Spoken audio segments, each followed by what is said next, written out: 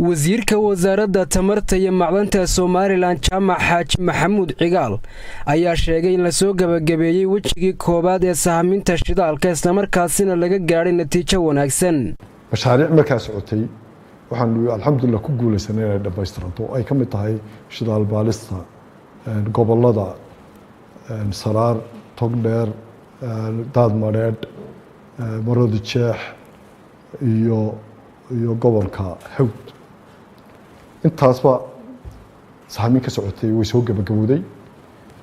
qayb wajigeedii hore. wajigii labaadna oo ah in ceel meelaha la soo sahamiyay sahanka ku xigay ugu dambeeya waxa weeyaan in ceel la qodo isaguna sahanka kamid ah ma ceelka la qodayaa mid saliidii la iib geynayay waa mid lagu ogaanayo calaamad wanaagsan baa la hayaa baaritaanka la sameeyay waxa natiijo wanaagsan baa laga hayaa waxay keentay natiijadaasi in ceelal tijaabo ah la qodo hadii la yiraahdo iyadana diyaar garowgeedii baa lagu jiraa oo qayb ka nahay waan hayn hawl yar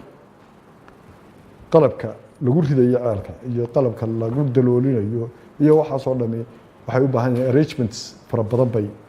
ay muddo qaadanayay ayaa looga baahan yahay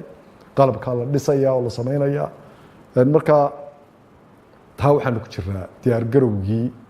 ceel qodista waan ku jiraa. wasiirku waxa uu sidaasi ku sheegay mar uu waramayay barnaamijka falanqeynta toddobaadka ee Bulsha TV. Fahad Axmed Kaariye, Bulsha TV.